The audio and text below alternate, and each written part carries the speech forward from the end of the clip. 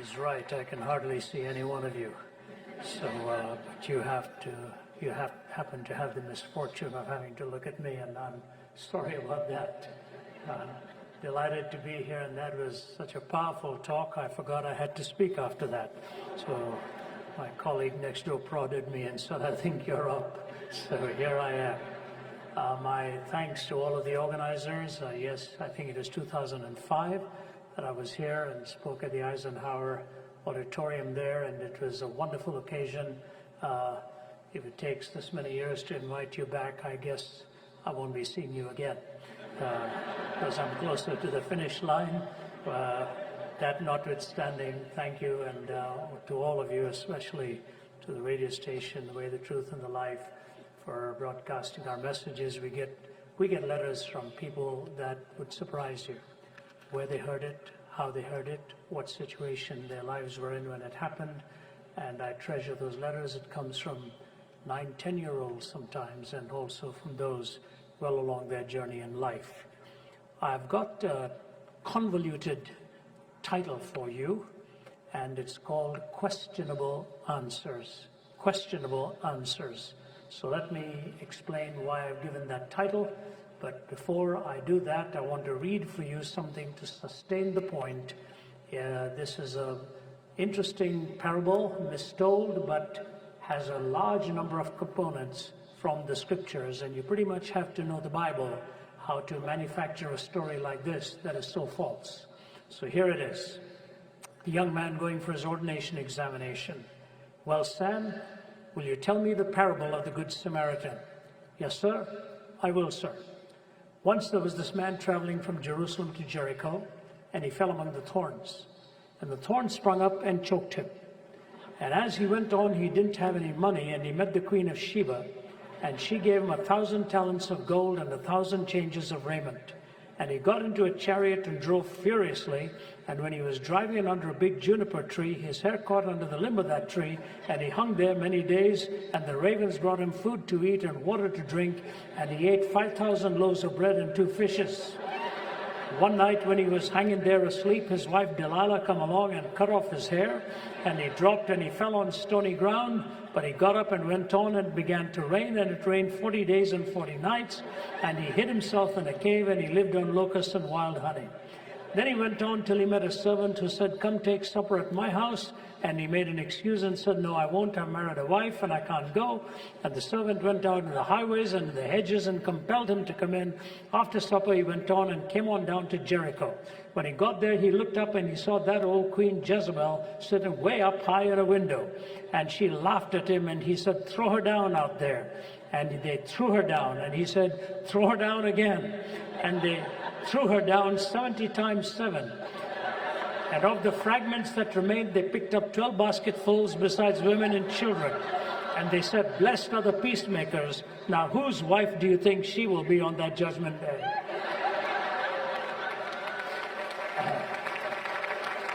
Now, if you didn't get the genius of that error, you don't know your Bible. You see, it is possible to pull together myriad components into a storyline that seems to be asking. And that's precisely what has happened in our world today.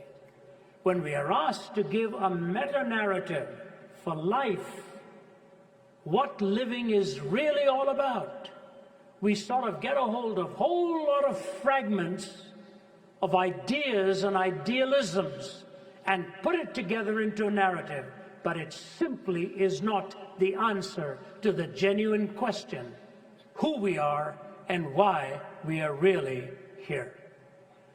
My title is called Questionable Answers. I'm punning on the term questionable because I'm questioning the very answers that are sometimes given to us. And I'm going to take 4 areas in which questions are raised and answers are given, especially from the naturalistic framework. And here's the statement I want to demonstrate for you. The assumptions that are often made in their questions and answers are smuggled in such components that are legitimized only if Jesus is the ultimate answer to life itself? The questions they are raising become delegitimized unless the ultimate answer is in Jesus himself. And the answers they give are so fragmentary, and I'm not even talking about a person out there. I'm talking about the answers I was giving to myself, trying to build a coherent worldview, and found that if anybody had really come and poked a hole at the core of those answers, they would have seen that the whole story was empty and devoid of any real coherence. What has happened to our culture today? Very simply, we have become an incoherent culture. We have no shared meanings of the past. No shared meanings of the past. You get any 10 or 15 people in a room and talk to them about the past, and you'll suddenly find out we all have a different vantage point from which we have come. Pluralism is a terrific idea, but pluralism without an absolute and moral reasoning or the ideals that are coherent for the future, pluralism will implode by the weight of its many different distractions. And you end up without any meaning, without any purpose, and without any hope. Let me try to sustain this for you. And the first thing I want to raise before you is the reality and the mystery of evil. The reality and the mystery of evil. Even relativists who believe all morality is relative, when you wrong them, they will come up before you and raise the evil nature of what it is you have done to them. Somebody on the wrong end of a contract, even if he or she is a complete relativist, will invoke the rightness of honoring a contract, and when it is violated, they will call it immoral and wrong, suddenly unlawful or illegal. And legality and lawfulness, one way or the other, connects itself to morality, certainly to polity and to politics. Evil. Remember years ago when Ronald Reagan described the Soviet Union as an evil empire? When some Ayatollah somewhere stands up and describes America as a satanic empire. What are we talking about? We are talking about terms that we do not use in any exalting manner, but a demeaning manner of something that is skewed, devious, and ought not to be in the category of oughts for us. That's the way we look at the reality of evil. Some years ago, the New York Times had an article which was entitled, "For the worst of us, the diagnosis is evil." For the worst of us, the diagnosis may be evil. And here's the way the article begins. Predatory killers often do far more than commit murder. Some have lured their victims into homemade chambers for prolonged torture. Others have exotic tastes for vivisection, sexual humiliation, burning. Many perform their grisly rituals as much for pleasure as for any other reason. Among themselves now, a few forensic scientists have taken to thinking of these people as not merely disturbed, but actually evil. Evil in that their deliberate, habitual savagery defies any psychological explanation or attempt at treatment. The article goes on and says this: we are talking now about people who commit breathtaking acts, who do so repeatedly, who know what they are doing and are doing it in peacetime under no threat to themselves, said Dr. Michael Stone, the Columbia psychiatrist who has examined several hundred killers at Mid-Hudson Psychiatric Center in New Hampton, New York, and others at Creedmoor Psychiatric Center in Queens, where he consults and teaches. We know from experience who these people are and how they behave, and it is time, he said, to give them that behavior the proper appellation.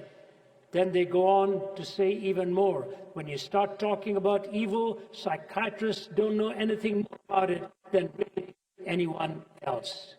Towards the close, they quote one or two others.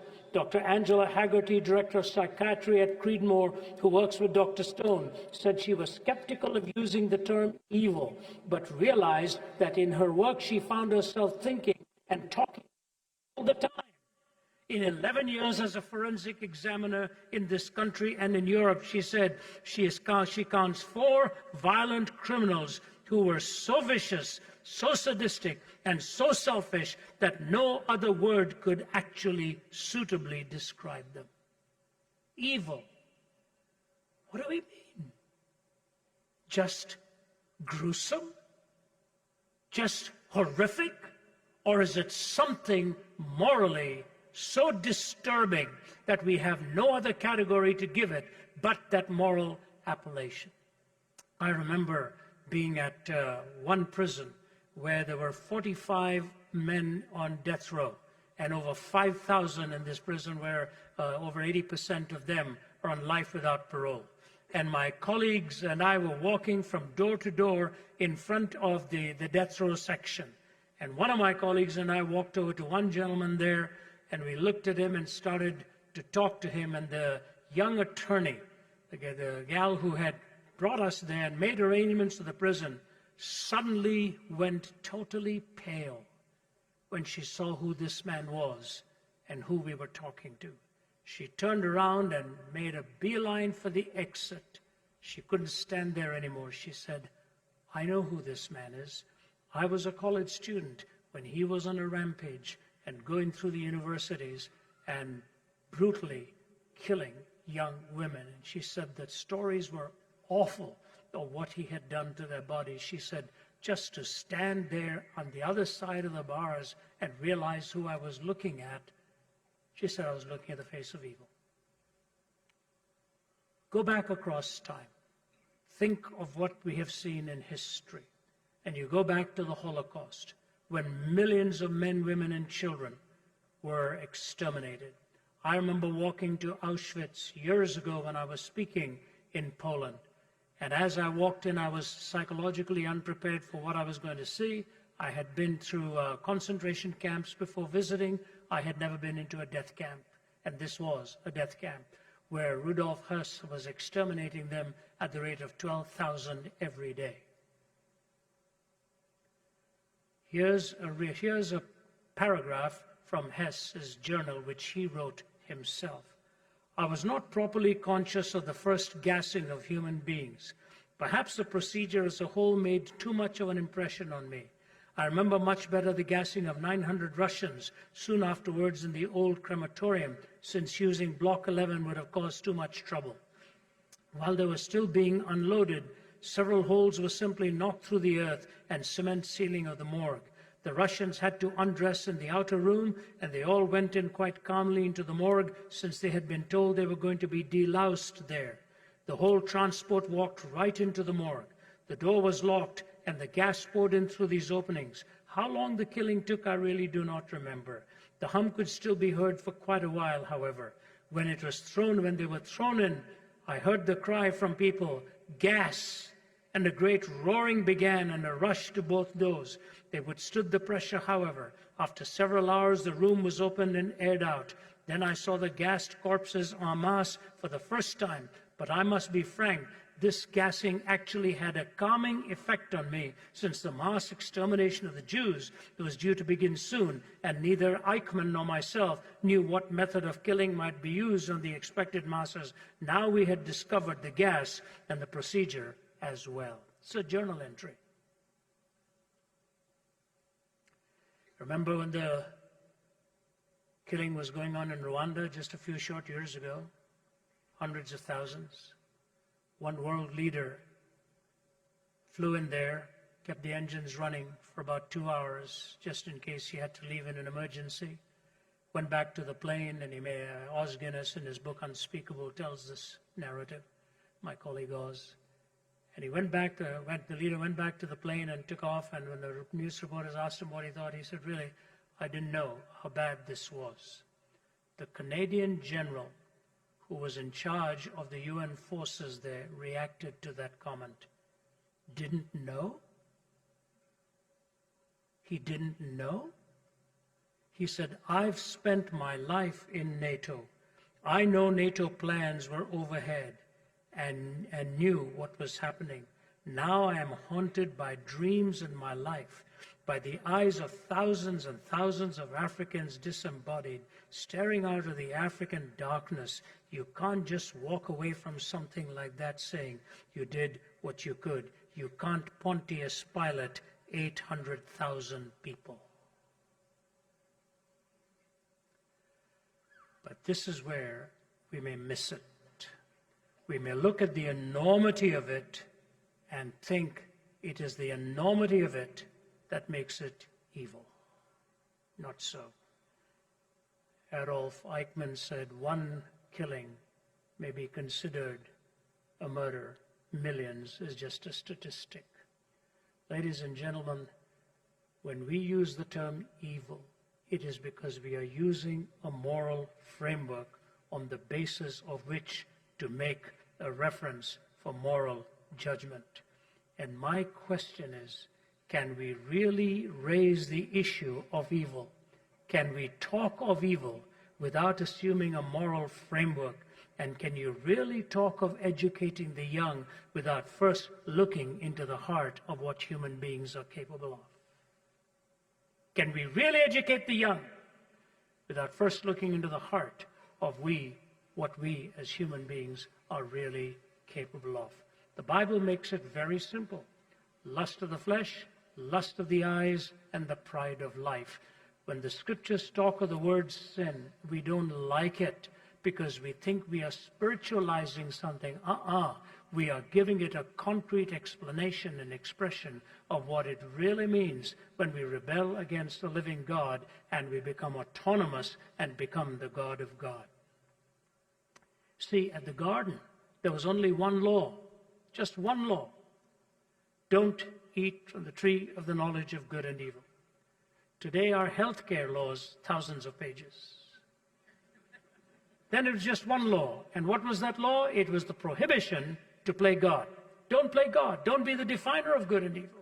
If you define good and evil, and I define it one way, and you define it another way, we are going to be on a collision course sooner or later. But can we really talk of evil without talking of a moral point of reference and a moral framework of what this is all about? If this is a random universe, if we are really a random collocation of atoms, if we just happen to be here without any purpose, any design, any values, then you end up coming to the conclusion of Richard Dawkins, that there is really no such thing as good or evil. We're all dancing to our DNA.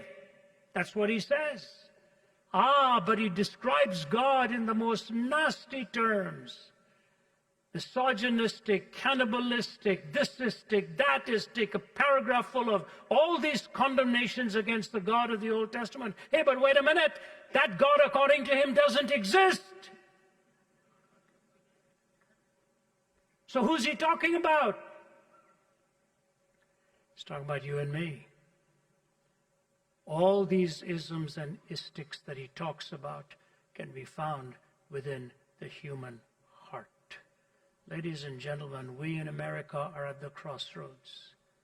We have failed to realize the point of reference for good and evil. And Alexander Solzhenitsyn said he hoped and prayed that we wouldn't have to pay the monstrous price that the Russian people had paid. He said, good and evil are the opposite poles of an electric current. You cross them and death ensues. That is the realization you and I need to come to. When the Marxist regime leads itself, it deals with the power of one person. You and I believe we are all created equal, endowed by our Creator with inalienable rights. What does all that mean? How can we be equal? How can we call things rights if they are actually wrong? We have to understand, can you really talk of evil without assuming a moral framework? Number two, can you talk of justice? Can you really talk of justice without pointing out to the reality that there is a justifiable source for all law? Can you talk of justice without realizing that there is a justifiable source for all law? During this time of the Bosnian crisis and the war going on there, a 14-year-old boy wrote this in his diary. So many people have been killed fighting for justice. But what justice? Do they really know what they are fighting for? The weather is getting cold now in my country.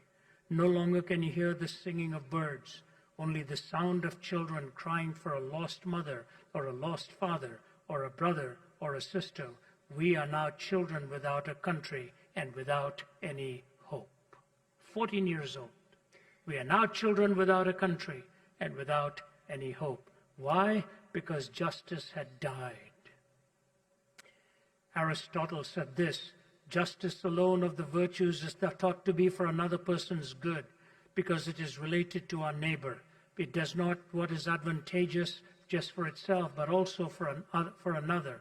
The worst man is he who exercises his wickedness both towards himself and towards his friends. The best man is not he who exercises virtue towards himself, but he who exercises towards another. For this is a difficult task.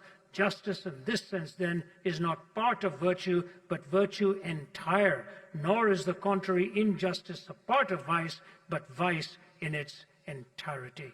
So what we are being told by Aristotle centuries ago, that justice is at the core of all virtue, and injustice is at the core of all evil.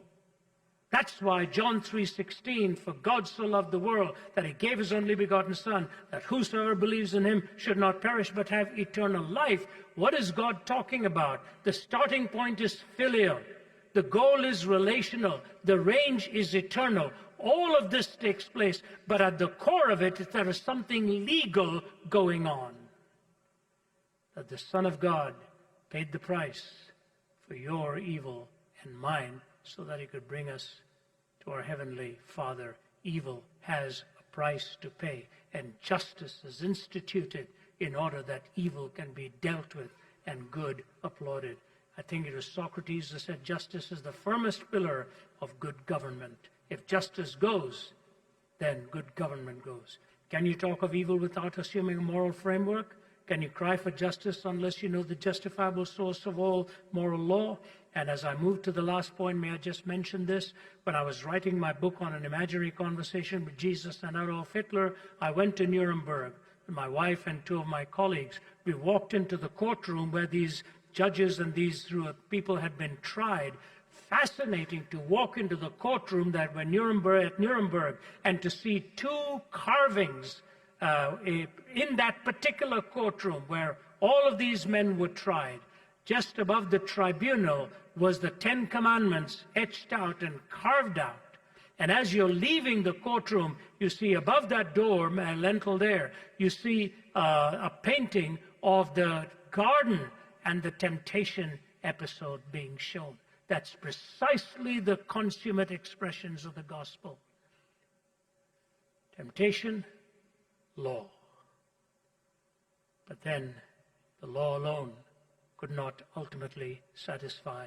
And so we move to the third question, the question of love.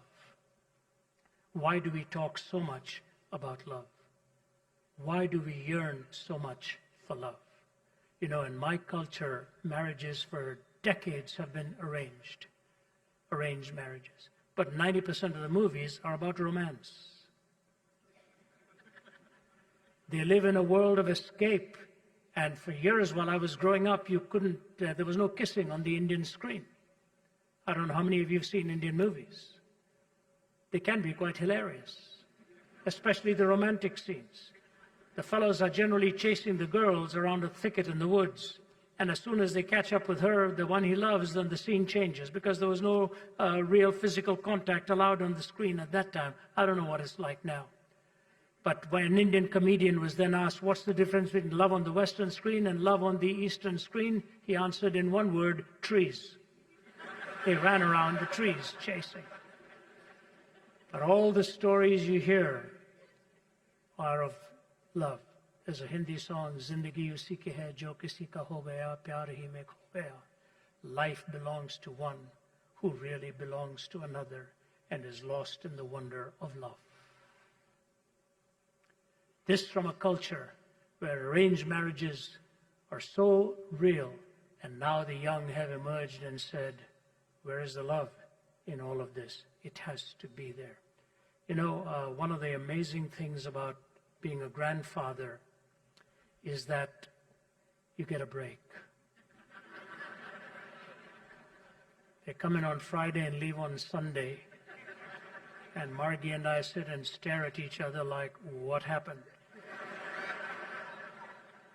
The tornado through the junkyard from Hoyle with a 747 plane, we look like we'd come through that junkyard too and just stare at each other. But it's amazing, isn't it, what those kids teach you the second time around. First time you're so involved in the worry and the fear and the care, you don't really observe them that much.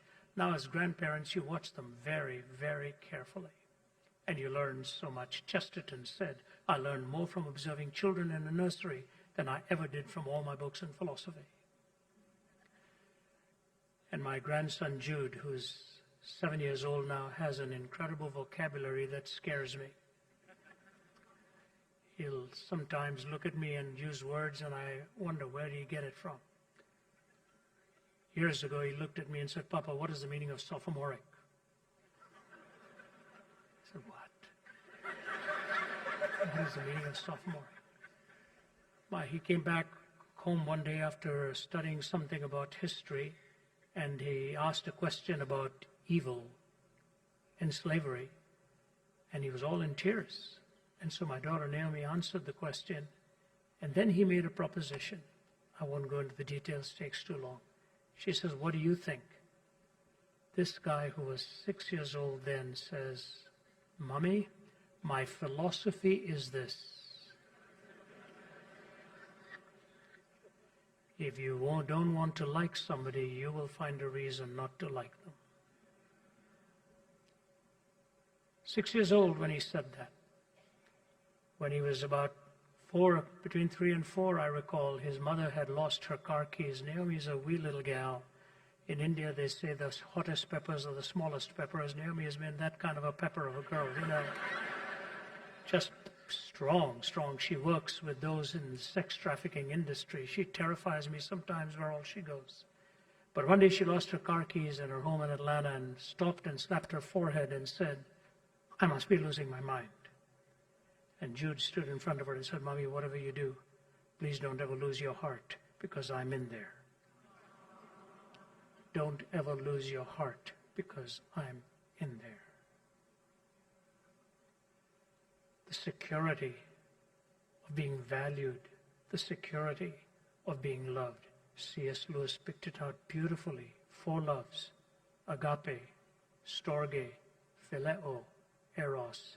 Agape, the love of God; storge, protective or parental love; phileo, friendship love; eros, romantic love. And the point is very critical. You take agape out of this quadrant, and the other 3 are standing with their feet firmly planted in midair. You take the love of God out, and you've got parental love, friendship love, romantic love, with no point of reference to which to even look to define what love really means. The sacrifice of it, the nobility of it. It is an incredible story of the gospel, that with the temptation and with the 10 commandments, what the law alone could not do, God's love did, as he sent his Son to bring you and me into that relationship. And this brings me to the third question. You cannot say the answer is love unless you ask the question of life's essential value. You cannot say the answer is love unless you ask the question of life's value. You cannot talk of evil without assuming a moral framework. You cannot cry for justice unless you know the justifiable source for all moral law. You cannot say the answer is love unless you ask the question of life's intrinsic worth. This brings me to the fourth, and that is our inescapable need for forgiveness. Our inescapable need for forgiveness. You cannot run from it. You cannot escape it. There will come a time in your life where you will need to be forgiven. Where you will need to be forgiven. Where I need to be forgiven. It is the reality. We flounder, we fall, we stumble, we violate even our own standards, leave alone God's standards. And it's an amazing thing. I want you to hear me. It's an amazing thing. Only in the gospel message. No other worldview other than the Judeo-Christian worldview. That's the only worldview that talks about an atonement and a sacrifice and a forgiveness that is offered to you and for me. In every other worldview, you earn your salvation. It's either the karmic principle or your good deeds have to outweigh your bad deeds. But when you come to the gospel narrative, you see that we cannot earn it. Our problem is not just that we are immoral. Our problem is such that morality alone cannot solve it. This was what tormented Luther for a long time. He became angry with God because he said, the law you have given, the righteousness you talk about, I cannot attain, and all it is like a daunting mirror that I keep looking at, and I despise myself. I cannot go to the mirror to clean myself. So he finds then that the forgiveness that Christ offers is a gift. The grace that Jesus offers is a gift. Excuse me. The whole story of salvation is a gift because of the cross. I'm going to ask my colleagues if you can give me a bottle of water. It's right under my chair there. Thanks, Todd. By the time this year is over, I will have been on the road over 200 days.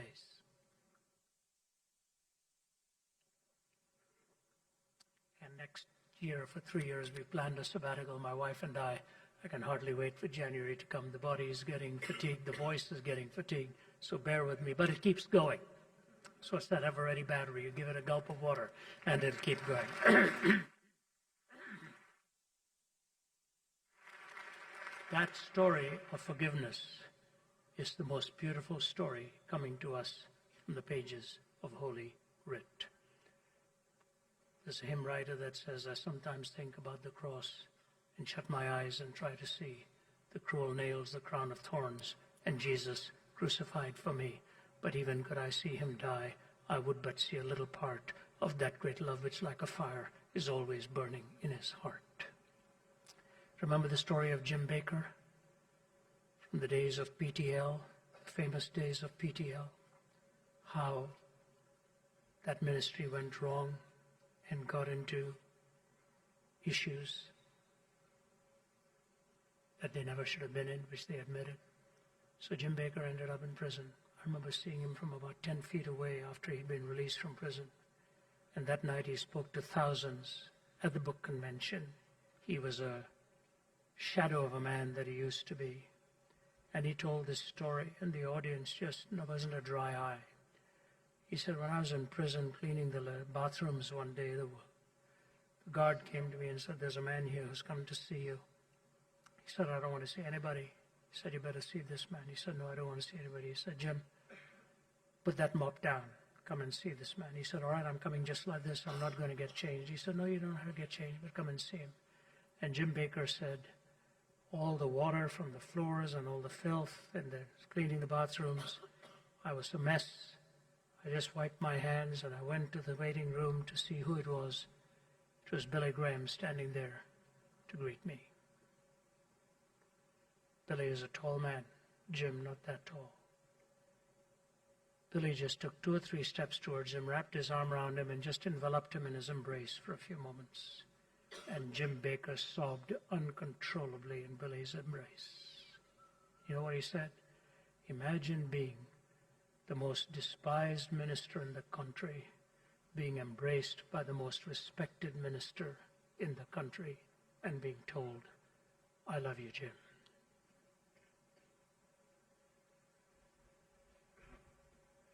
Ladies and gentlemen, when we look deep inside, we know none of us would make it without the forgiveness of God.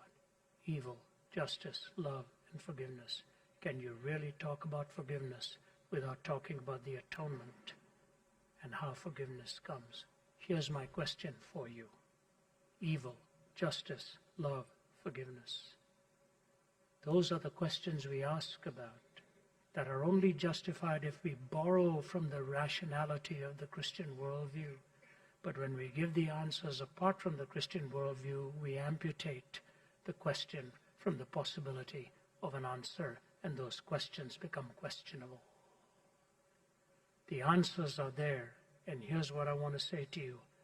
Where is the one place in this world, in history, in time, where is the one place in the world where these four converged?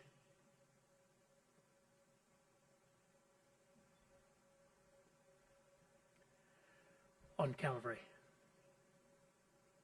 On Calvary. The evil in your heart and mine, the justice that God had to meet, the love that He showed, and their forgiveness. Father, forgive them, for they don't know what they're doing. He is truly Lord of all, and in Him alone are all the components of our hungers and our longings and our answers to be found. And I say to you, the longer I walk with Christ, the more I realize there are no answers out there outside of Him. If you don't know Him, give Him a hearing. Just give Him a hearing through the Scriptures, and you will find in Him somebody who came to make you the best you could ever be in your life, first by changing your heart and by offering you forgiveness to bring you close to God in that relationship. I look at these questionable answers and questionable questions, and I took my questions to Him, and I found that He is the way, the truth, and the life.